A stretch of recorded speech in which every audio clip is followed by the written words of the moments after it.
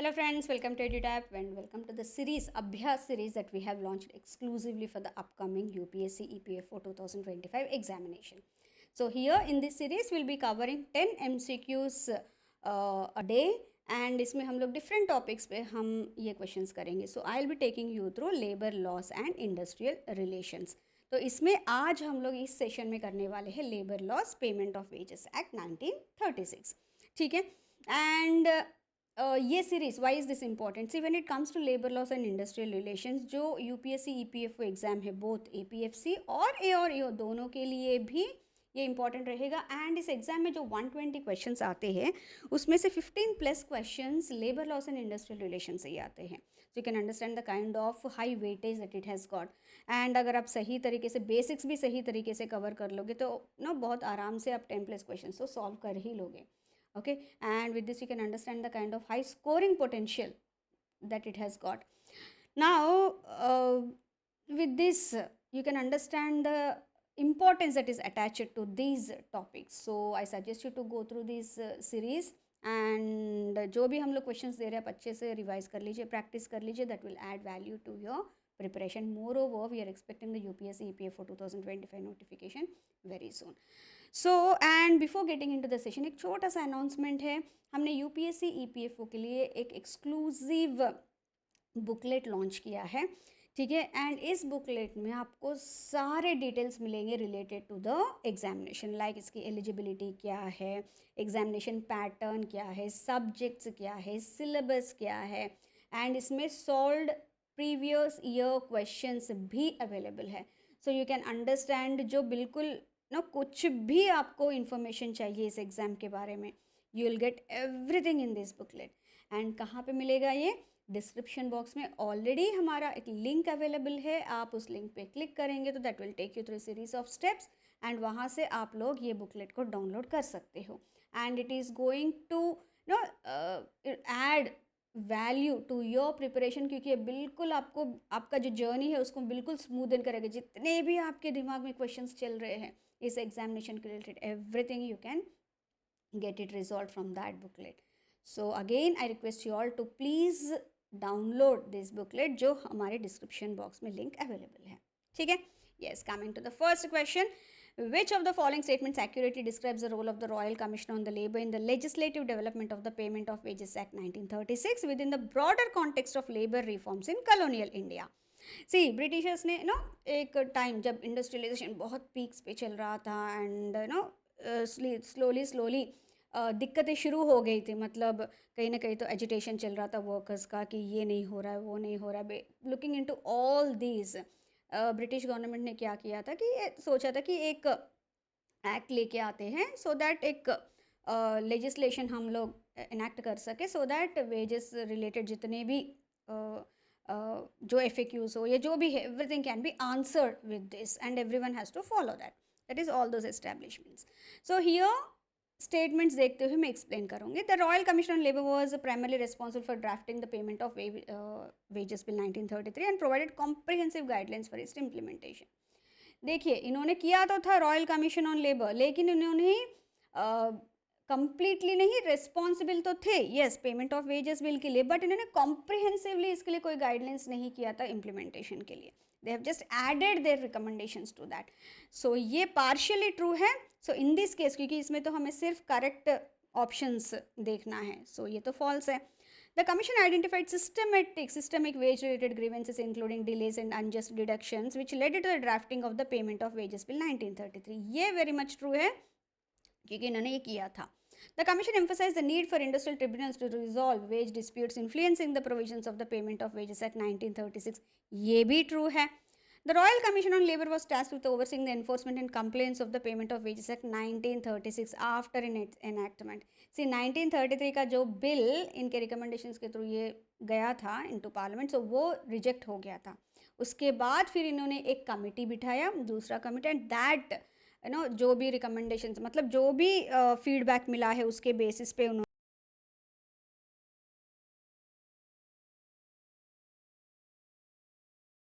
The payment of wages bill 1935 जो enact हुआ था इन 1936 in the name of payment of wages act 1936। तो इसमें रॉयल कमीशन ऑन लेबर का कुछ भी टच नहीं था। एंड मीनवाइल वो तो तब तक उनका सीजेशन भी हो गया था, मतलब they ceased to exist. So ये बिल्कुल फॉल्स स्टेटमेंट है, एटलीस्ट पार्शियली भी ट्रू नहीं है।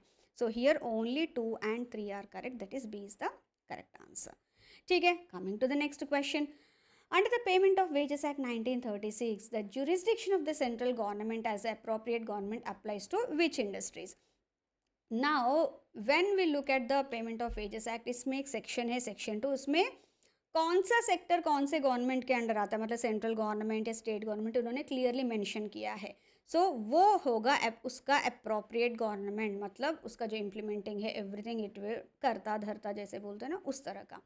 ठीक है, तो सेंट्रल गवर्नमेंट के अंडर आते थे air transport services, oil fields, mines, defence, railways, ये सब सेंट्रल गवर्नमेंट के अंडर आते हैं। ठीक है, एंड जितने भी other than these whatever that I have mention वो स्टेट गवर्नमेंट के अंडर आते हैं। तो यहाँ पे textile factories, food processing units, pharma, ये all come under state. Only air transport service come under central. So here 2 is the only answer, C is the correct answer. Moving on to next question, ये हमारा applied question है। Anjali works as technician in industrial establishment and earns a monthly wage of 58,000 rupees. She recently faced a delay in receiving her salary and wants to seek redress under the Payment of Wages Act 1936 based on the provisions of the Act. Which of the following statements correctly determines her eligibility to seek remedy under this law? Now, when we look at section 1 of this Act, जो applicability बताता है, okay, this is applicable in factories, railways, specified industries as per the appropriate government. Okay, but for all those where wage payments for individuals employed would not exceed rupees 24,000.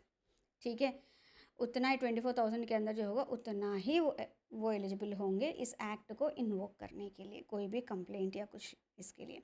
अगर appropriate government किसी establishment को ये act imply करना चाहता है, then it has to give 3 months prior notice. ठीक है, so here C is the correct answer. Under the Payment of Wages Act 1936, the responsibility for ensuring the payment of wages to employed persons lies with which of the following? Now जब भी हम लोग responsibility देखेंगे payment of wages का, that would lie with the owner और the employer, सबसे पहले उनके पास रहेगा। ठीक है, अगर वो फैक्ट्री है ओके, देन वो मैनेजर के पास रहेगा, अगेन उस मैनेजर को भी ये ओनर ही रखेगा। ठीक है, एंड रेलवे से तो उसका रेलवे एडमिनिस्ट्रेशन, कॉन्ट्रैक्ट में दिया है तो कॉन्ट्रैक्टर का रिस्पॉन्सिबिलिटी, अगर कॉन्ट्रैक्टर नहीं पे करे तो again that would be sole responsibility of the owner और the employer only. So majorly it would be, यहाँ पे दोनों ही करेक्ट है क्योंकि 2 ऑप्शन यहाँ पे ऑलरेडी दिए हैं। ठीक है, सो ये दोनों की रिस्पॉन्सिबिलिटी है टू पे the wages under the this payment of wages act 1936। यह आता है सेक्शन 3 में ऑफ दिस एक्ट। ठीक है, again one applied question. Ravi is employed in a private factory and his employer decides to pay him once every 45 days to simplify payroll processing. Ravi is unsure whether this practice is legally acceptable. Based on the provisions of the Payments of Wages Act 1936, what is the correct legal position regarding the maximum permissible wage period for employees like Ravi? देखिए, इसमें जब देखेंगे ना, no wage period shall exceed 1 month under this payment of wages act 1936। ठीक है, वो कुछ भी हो, they have to be paid for 1 month। ठीक है, उससे ज़्यादा नहीं, otherwise one can go for complaining. ठीक है, yes, again one more applied question इसी के तहत। Meena works in a factory that employs 800 workers. Her employees pay her wages on the 9th day after the end of the wage period. Wage period हमेशा 1 महीने का होना चाहिए। Okay, veg period होने पर ये बोल रहे हैं कि 9th डे पे कर रहे हैं। Meena is unsure whether this complies with the law based on the provisions of the payment of wages act 1936। Which of the following is the correct legal position regarding the payment timeline in her case?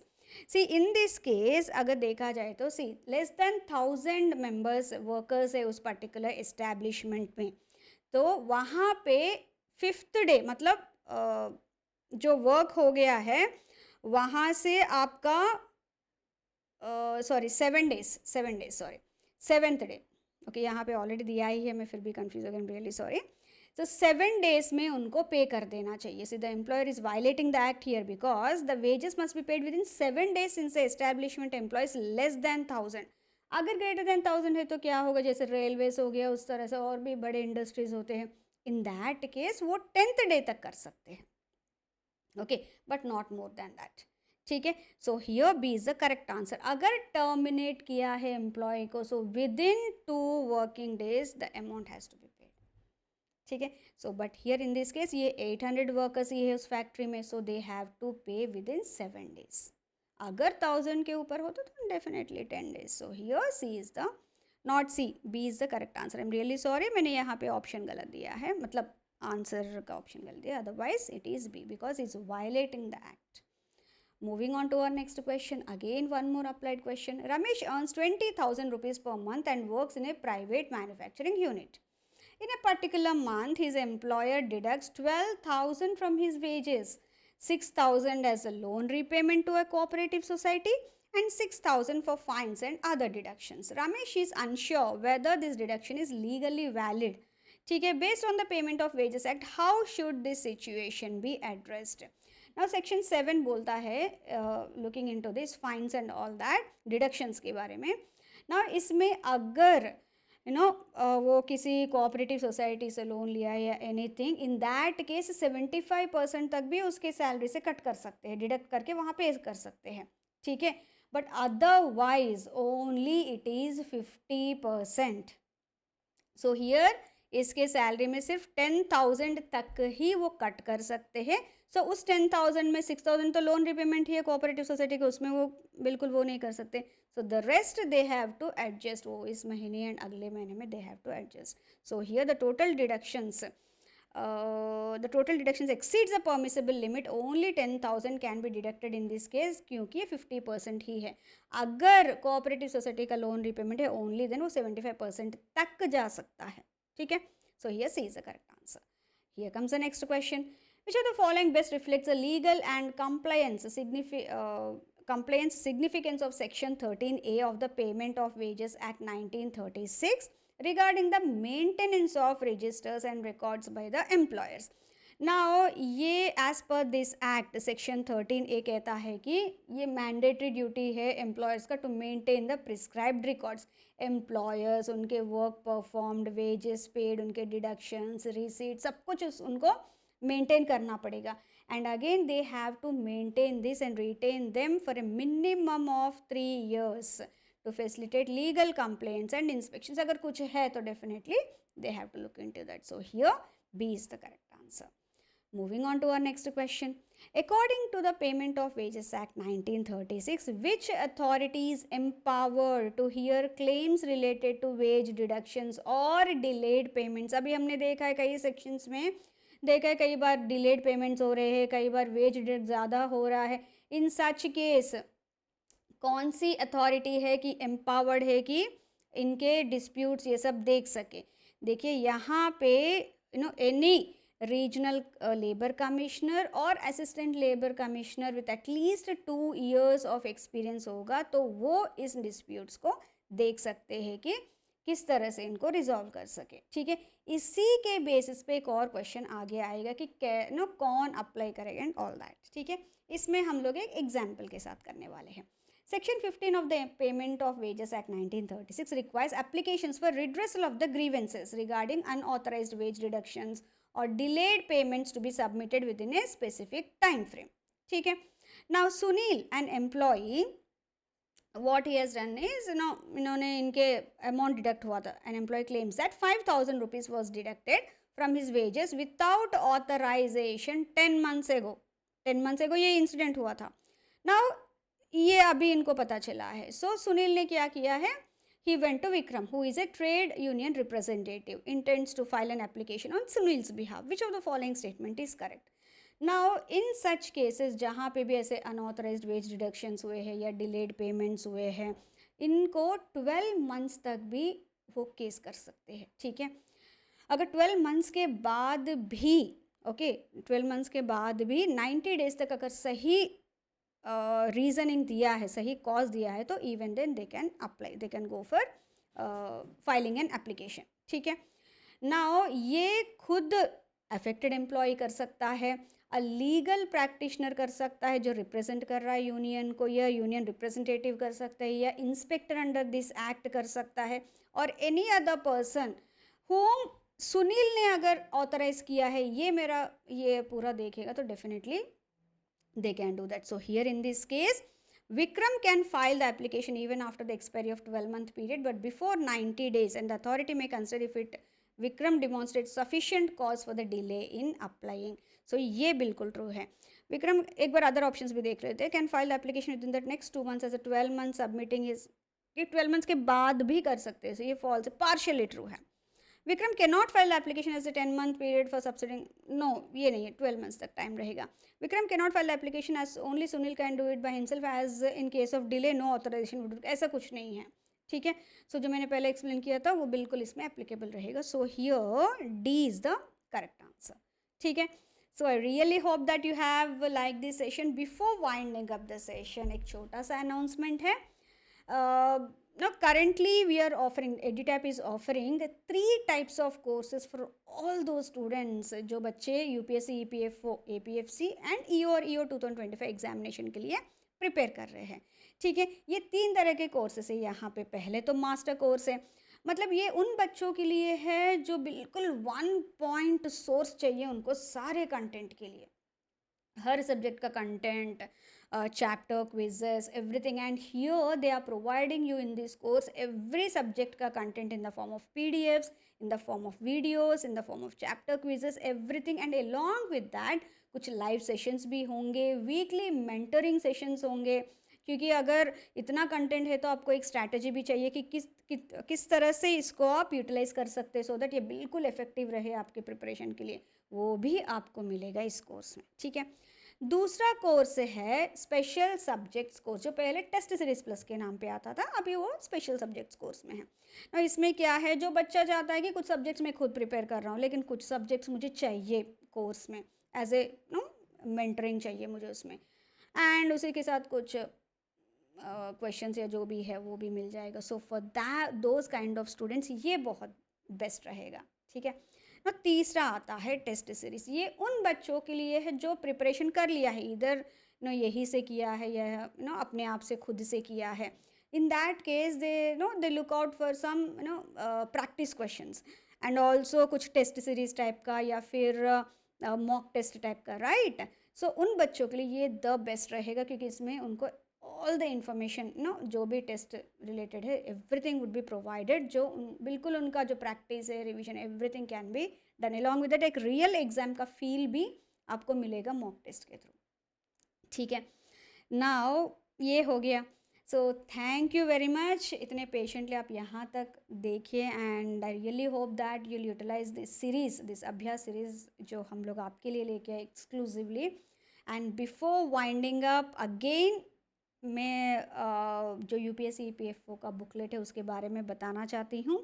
Description box में already link available है, and ये booklet आपके लिए बहुत ज़्यादा useful रहने वाला है because all the information, entire information of the UPSC EPFO related to the examination pattern, subjects, syllabus, solved previous year questions, everything you will get in that.